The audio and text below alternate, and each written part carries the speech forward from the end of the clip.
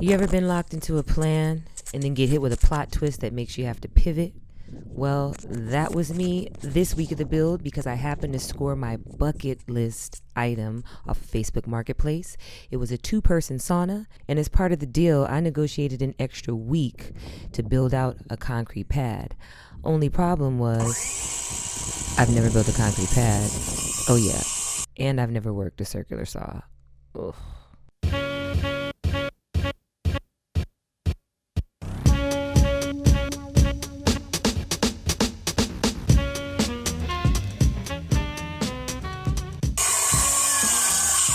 Yep, you're seeing it right here. This is me working a circular saw for the very first time. And I was doing it to make a concrete form for my Facebook Sauna Marketplace score. And this is what you get, a simple 2x4 concrete form like the one pictured. Now I did have to go to the big box stores and grab about 11 bags of concrete. And then when I got back home, I made sure that I filled the form with some gravel, and I did add some rebar to reinforce it halfway through the pour, but I had to get on to some good old concrete mixing. Now, I respect masons. Shout out to all you masons out there. This is some backbreaking labor, to say the least. Concrete is heavy. I got 80-pound bags because they were much cheaper than the 50-pound bags, but 80 pounds is a lot to lift. Thankfully, I had spent the year before strength training, so I was prepared to do this. Now, once everything was mixed, I began to pour, and then once you pour, you wait until it levels out at the top, and then you start to smooth it out. The process is actually called screeding. Screeding is once everything is filled in, you kind of scrape along the top to get all the excess off the rim. So what you're watching me do here is smooth everything out before I screed. And before you get to the final steps of letting the form cure, you got to make sure that you add a little vibration or shake to it to let out all the air bubbles, because when you're pouring concrete, air does get trapped in there, which compromises the structure of the form. So after all of this, I ran my Sawzall along the side to just shake out the air. And I got the form that you see right there. Alright, so once I got the sauna home, I did reassemble it. It came in 6 pieces. It was 4 walls, a roof, and a floor. The sauna was in actually really good shape. All electrical worked. It did have some broken boards, but it heated. I definitely refreshed myself with the sauna. I just needed to sand it because I decided that I was going to stain it and weather protected if it was going to be outside. So as you can see, the sauna is nice and comfy. Beautiful cedar smell.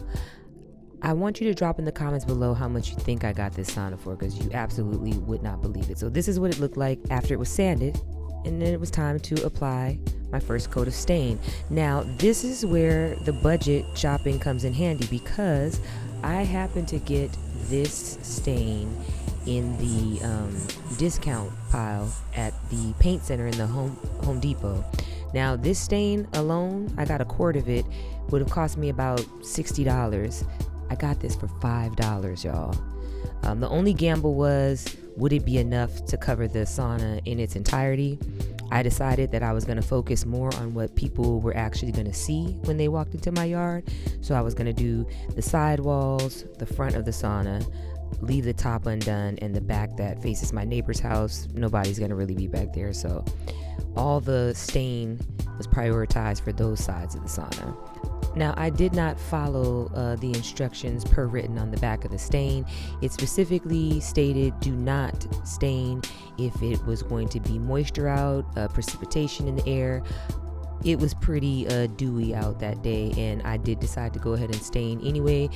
Don't do that, because I did have to fix my mistakes, and it ended up taking me longer.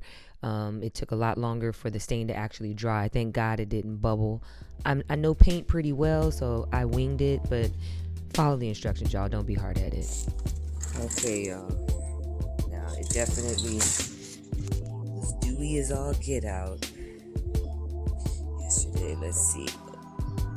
Ooh!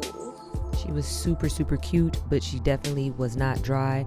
So I decided, let's try adding some more sunlight on areas, because the areas where the sun was hitting the sauna was dry.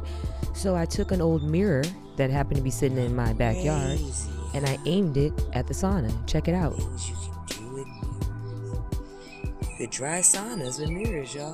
What? You can, in fact, dry saunas with mirrors. It cut the time down in half. So once the sauna was completely dry from the first coat of stain, I did realize that I did not like the top of the sauna being exposed. You can see it from the top of my back porch. So I decided, let me go ahead and sand the top of the sauna roof and hit that with some paint. Now, I did not think I had enough stain left, so I decided to use an exterior weatherproof paint that I had, a cream color. And then I used the last of the stain to add my second coat to the sides, to the door of the sauna, and it actually started looking really good. It came out a lot more red than I thought. I thought this was just going to be a stain, and this, to me, looked more like paint. But I'm actually happy with the end product. I used this paint stain, which had weatherproof protection, but then I also went back over and covered it with waterproofing seal, because we get so much rain here in New Orleans.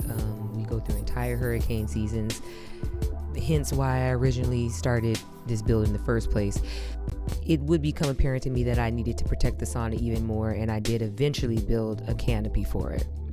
Now, what was cool about this build was, as I was working on this sauna, and I was in this kind of free stuff zone, I'd been perusing Facebook Marketplace, looking to see if there was any ways I could save me some money.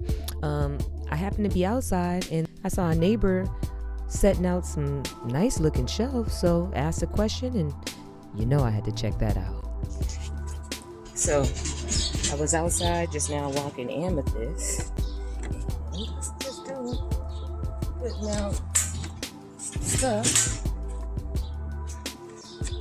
and I was like, what is this, shelves? And they are shelves, y'all, and they're dope shelves. He said he had just put an ad up on Craigslist, but your girl be on the hunt. So I'm about to go swoop this. I got my dolly, scoop these shelves, because they're cute. They could be like a corner unit. How you doing? So we'll see. All right. Getting close. There they are. Look at it. Yeah.